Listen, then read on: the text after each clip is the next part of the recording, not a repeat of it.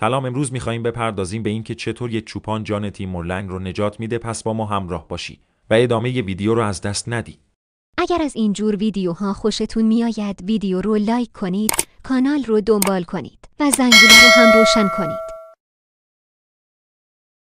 خب دوستان عزیز، بریم سراغ اصل مطلب. داستان از این قرار هست که تیمور لنگ در کتاب خودش میگوید زمانی که من شیراز را فتح کردم و پوست حاکم شهر را زنده به زنده کندم و هنگام بازگشت به سمرقند پایتخت خود خبری به گوشم رسید که پسر دومم را در شیراز به قتل رساندند.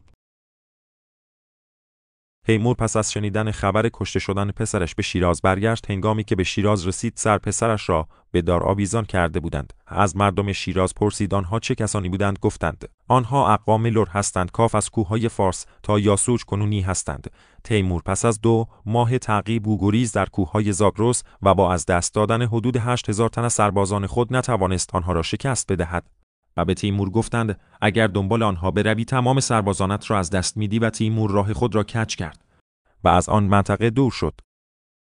یکی دیگر از نبردهای تیمور لنگ در منطقه خرم آباد بود که در آنجا به گفته خود تیمور لنگ به یکی از سخت‌ترین اقوام ایرانی برخوردم که از حیرت و شگفت شیفته آنها شدم. آنها هنگام جنگ هیچ وقت فرار نمی کردند تا کشته می شدند و خانه آنها در آن جنگ که به صورت نفر به نفر بود با گرز شانه راست تیمور لنگ را از جا درآورد و دست اون را هم لنگ کرد. تیمور لنگ از پای چپ و دست راست لنگ بود و به خاطر این لقبش تیمور لنگ شد. در جنگ تیمور لنگ با اقوام ایرانی زاگرس نشین که در منطقه لرستان، لرهای منطقه لرستان کنونی لرها چنان جنگی سختی با تیمور کردند و او را مجروح کردند. تیمور در آخر عمر خود گفت تنها جایی که دیدم مردمش پشت به جنگ نکردند و تا لحظه مرگ مقاومت کردند و آنها قلب سنگ بزرگ را جوری پرتاب می کردند که هر کدامش جان سربازانم را می گرفت.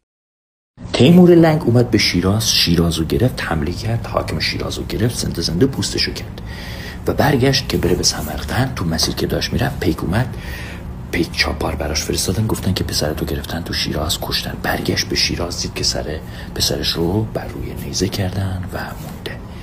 این دنبال این جماعت رفت، گفت اینها کی هستن؟ گفتن اینا لر هستن. رفت تو کوها دنبال اینها، 8000 نفر کشته داد و تو کتاب خودش نوشته، تاریخ‌دانا نوشتن که مردم اونجا در نزدیکی لرستان، این بهشون رسید، خرم آباد، جنگی کردن. نوشته که اینها سنگ‌هایی رو به سمت من پرت می‌کردن که با هر ضربه از این سنگ‌ها یه دونه از سربازای من هلاک. اما وقتی تیمور با این 2 اقوام لر برخورد کرد حساب کار آمده بود دستش و هنگامی که از منطقه ایزه رد می شد به یک چوپان رسید با گویش دیگر برخورد و از او پرسید آیا در این منطقه لرهای دیگری هم وجود دارد؟ او به تیمور گفت از این منطقه تا به آن سوی کوه زرد کوه بختیاری کنونی لرهای بسیاری وجود دارد که در ارتفاعات صعب العبور رشته کوه زاگرس زندگی می کند.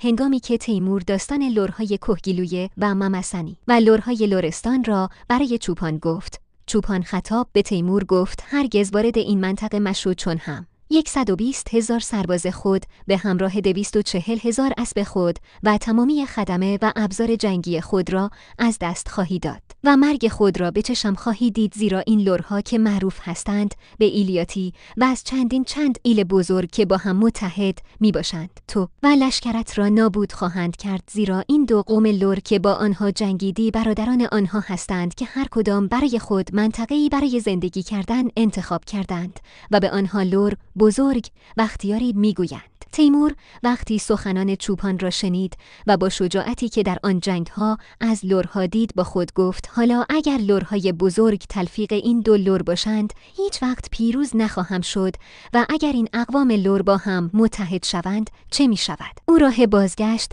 به خانه را در پیش گرفت و هرگز به زاگرس میانی لشکر نکشید. تیمور لنگ اگر این چوپان را نمیدید و با لجاجت خود به لشکری کشی علیه لرها ادامه میداد، با متحد شدن لرها قطعاً شکست بزرگی میخورد و چه بسا در این مسیر کشته میشد.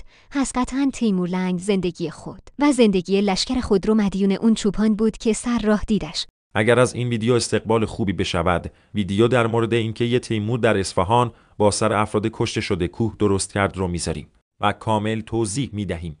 ویدیو ما هم اینجا تموم می شود. اگر از این ویدیو خوشتون اومد ویدیو رو لایک کنید، کانال رو دنبال کنید و زنگوله رو هم فعال کنید.